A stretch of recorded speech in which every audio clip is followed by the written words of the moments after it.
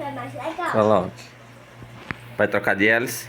Vou colocar aquela dupla que eu vi Tá lá certo. na... Tá certo. A cara parece que tá rodando. Papai, daqui a pouco a gente vai mudar de hélice. Vamos mudar de hélice? Sim. Vai mudar de hélice? Bora colocar aquela do ETX. Pode ser. Se não ficar do mesmo jeito do lado do mundo. Pode ser.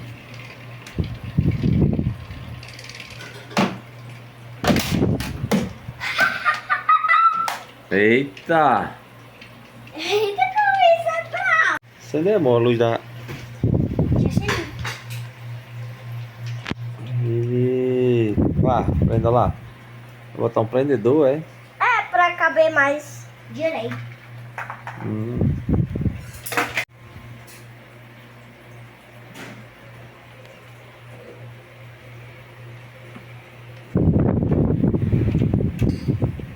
Tá dando certo aí?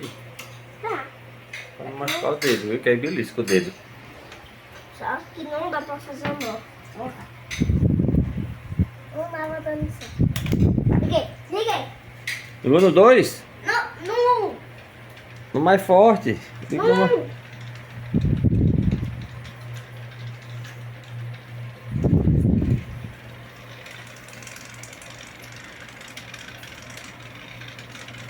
Cuidado, olha pra hélice, que ela pode girar e pegar em você. Você botou no... Desligou? Liguei.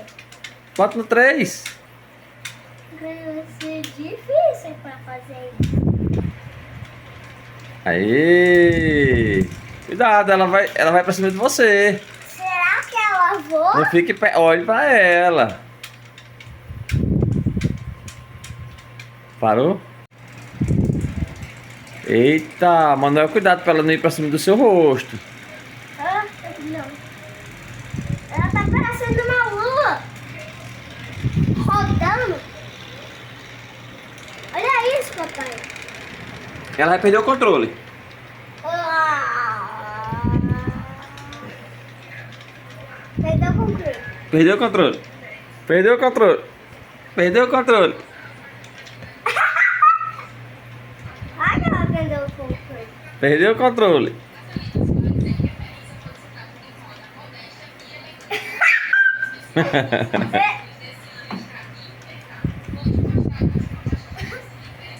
Vou desligar.